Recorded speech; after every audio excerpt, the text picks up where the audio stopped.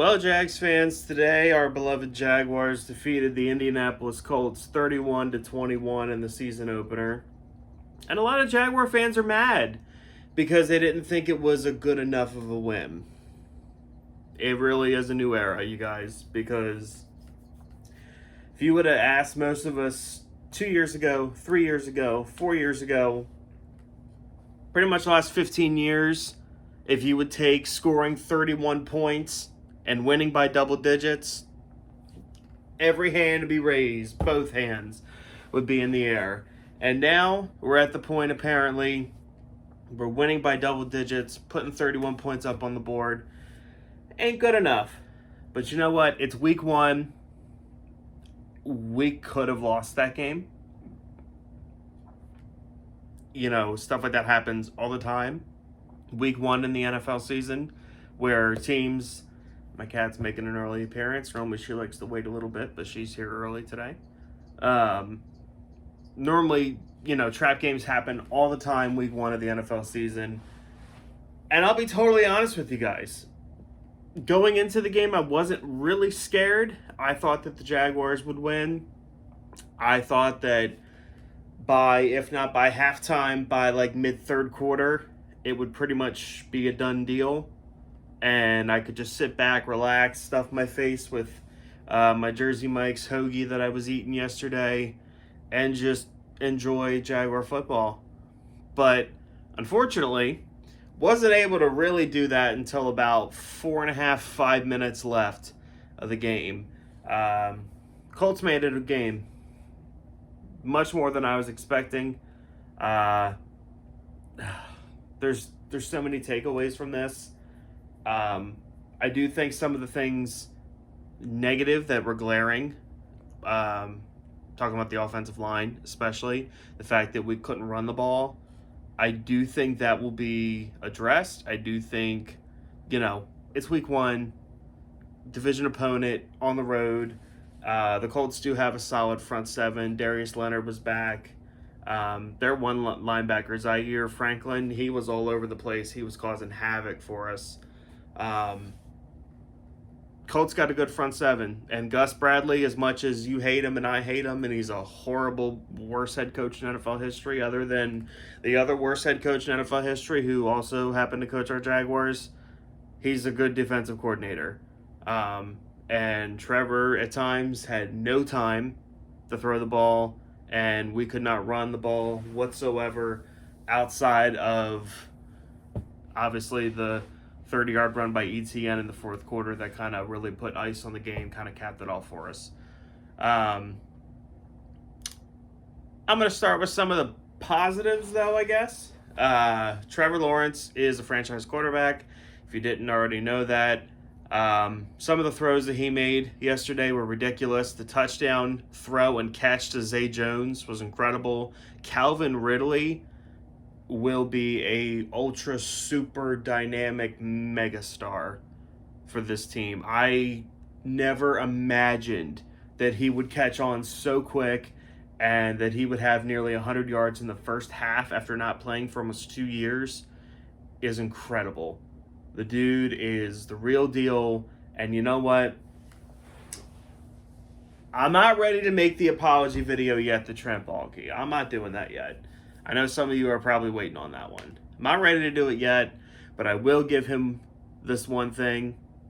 Never expected in a million years for the Jaguars to ever do something like trade for Calvin Ridley. And the Jaguars did it, and I think it's going to pay off immensely. I mean, you could see immediate connection between him and Trevor. Now, the only thing that I kind of worried about, I really hope that Trevor doesn't get into the habit of forcing the ball to Calvin Ridley, because this team has a plethora of weapons. Christian Kirk, who only had one catch for 8 yards, 9 yards, something like that, and it was on like the second drive of the game. That was it. Zay Jones only had a couple catches, but the catches that he did have were critical to the game. The fourth down conversion late in the fourth quarter, which set up the Tank Bigsby touchdown. And then the amazing touchdown on the right side of the field where he was held That should have been called holding anyway, but it didn't matter. Came down with the incredible catch, incredible throw.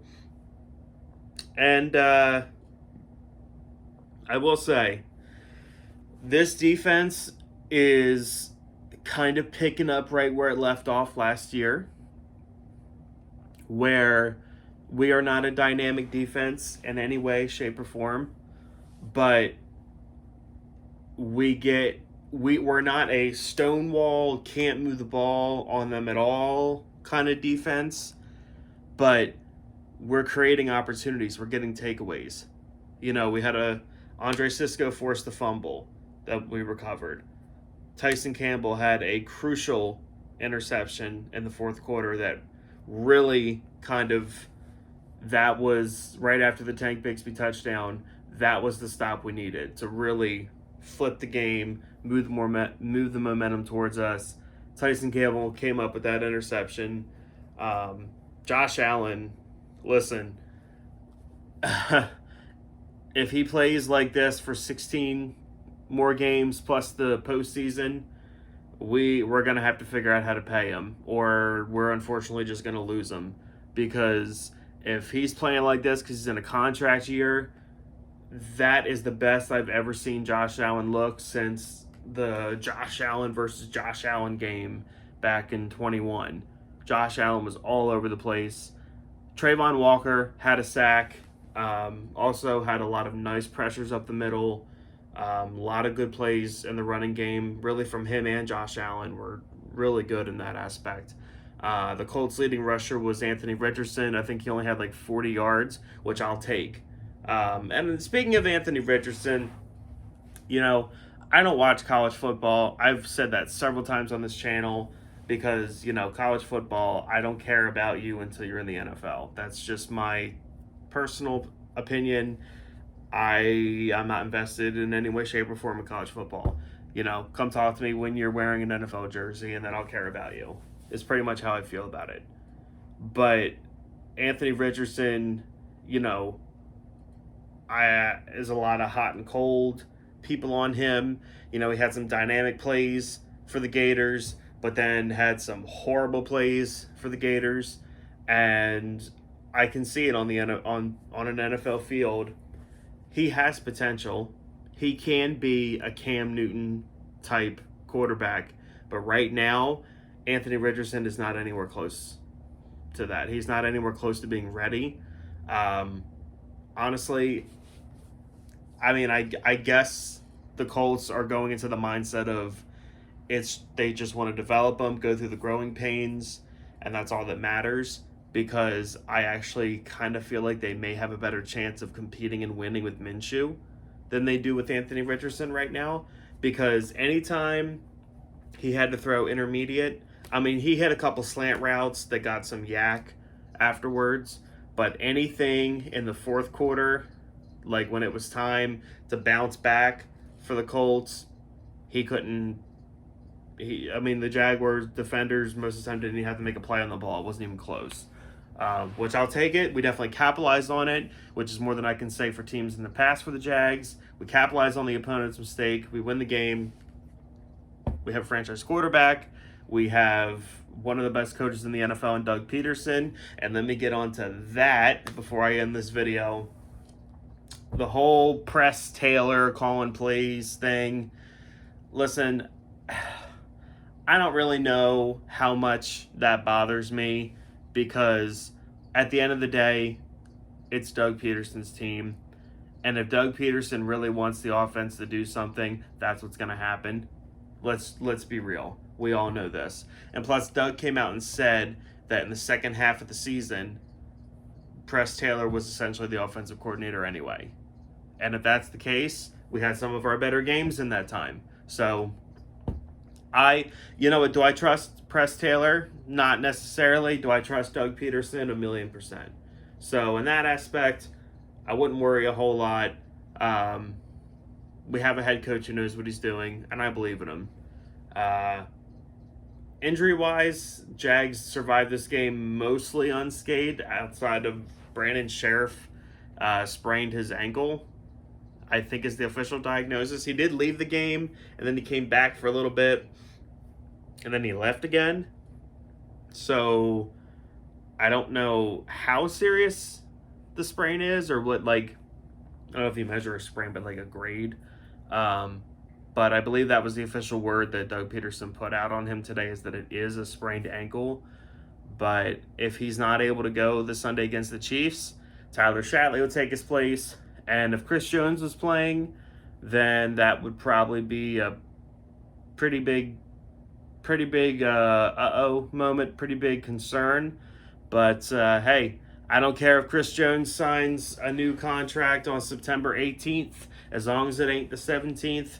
I don't care, because the Chiefs not having Chris Jones is huge for us, especially if the Jaguars' offensive line plays next week like it did last week, or well, yesterday. I don't think it will. I really do just think it was the matchup. I think the Colts have a solid front seven, and I think the Jaguars were just matched really well with it. Gus Bradley's defensive scheme. I think the Jaguars are going to come in, or they're going to come home opener. I know you guys in Jacksonville are going to be loud, rowdy. It's going to be 1,000,000 degrees outside. And I think, are the Jaguars going to win? I sure hope so. I don't know that they will. It's really hard for me to imagine that the Chiefs are going to start the season 0-2. But you know what? The NFL, man, you never know what's going to happen. No one picked the Lions to beat them last week. They are going to get Travis Kelce back. So, but you know what? Double, triple team Travis Kelce, because on the outside, don't look like the Chiefs have anyone else who can catch a football. Although I would expect, just like how Doug Peterson is going to stress, emphasize, and fix the offensive line problems, I guarantee you they're in the building right now talking about it. I think Andy Reid's going to do the same thing on a longer week for him, for his wide receivers to catch the ball. So I would expect improvements from the Jaguars and from the Chiefs, really, and I would expect a big game. So there you go. You didn't know you were getting a recap of the Colts game and a preview of the Chiefs game, but there it is. Overall, guys, Jaguars are the only team in the AFC South that won yesterday. We're 1-0, one game at a time. You know, we'll see what happens, man. I'm excited. Go Jags. If you're not subscribed to my channel, subscribe, hit the like button, all that good stuff. Go Jags.